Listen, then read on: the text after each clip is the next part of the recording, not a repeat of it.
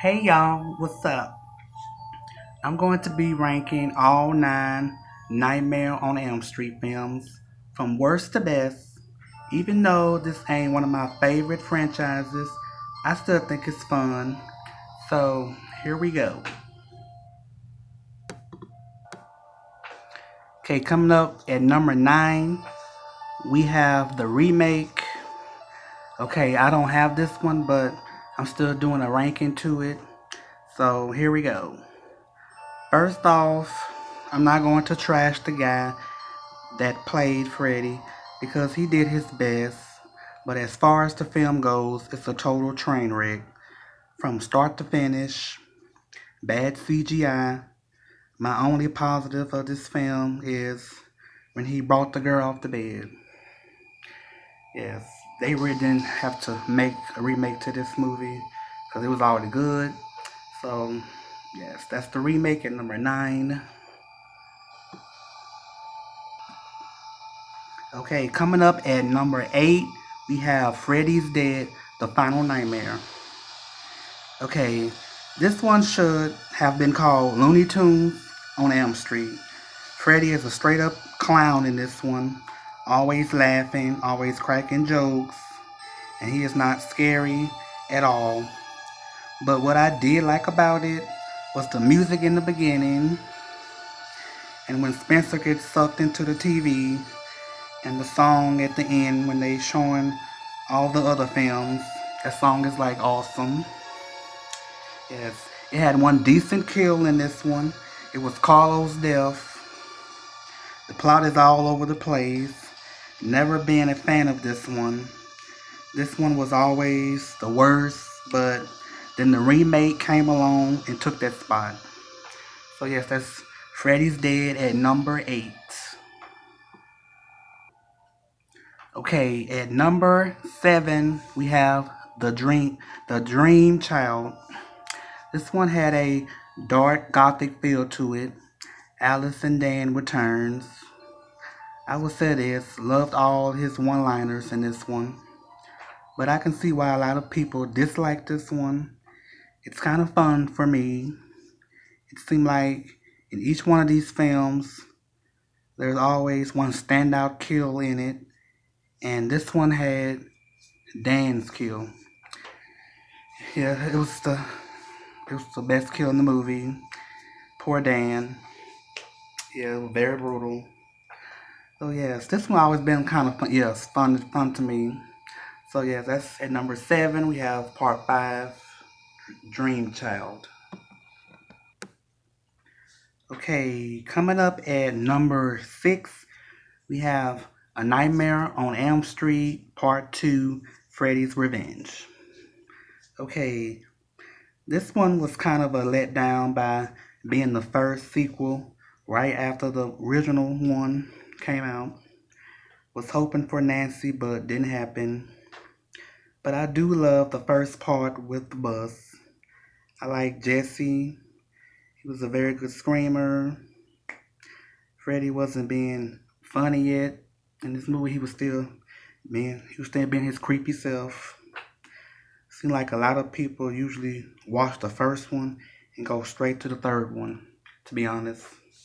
So yeah, it's Freddy's Revenge at number 6. Okay, coming up at number 5, we have Wes Craven's New Nightmare. Okay, this one was interesting. It's usually in a lot of fans' top 3, but for me, it's at number 5. I used to really dig this movie a lot, but not a lot no more. I still think it's good. I like how they made Freddy scary again after what we all witnessed with Freddy's Dead. Nancy was awesome. My favorite part of the movie was the last act. So yes, that's Wes Craven's New Nightmare, number 5.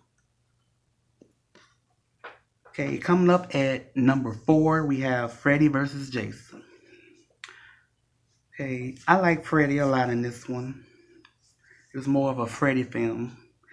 This one will always be awesome because Freddy is going up against my favorite horror icon. Regardless if Freddy had a low kill count in this one. It's still great to see two slashers in one movie going at it, and it was all I asked for. So, yeah, that's Freddy vs. Jason. Okay, coming up at number 3, we have The Dream Master, Part 4. Okay, I think it's underrated. It's one of the ones I watched a lot out of the franchise. It sucks that 3 of the survivors from Dream Warriors get killed off so easy in this one. Love the music in this one. This was another one that had an awesome death scene in it. It was when Freddy turned Debbie into the cockroach. It was like very creepy and nasty. Ew. Okay, this one brings in Alice. She was a good final girl. Love the fight scene at the end. Overall, it was a good movie. Wasn't bad at all. So moving on. Okay, coming up at number 2, we have A Nightmare on Elm Street 3, Dream Warriors. It's the best sequel to me. Nancy is back. Good characters. Best kills in the franchise.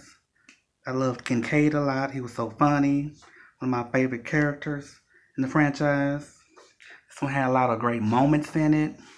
It's definitely a fan favorite. Everybody knows this one. So yes, that's Dream Warriors at number 2.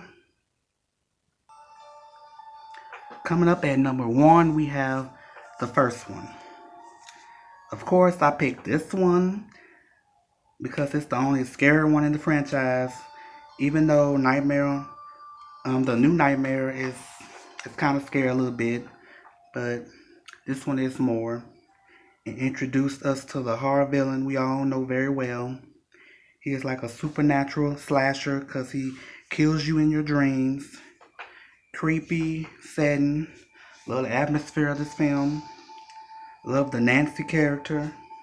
This one blows the remake straight out the park for me.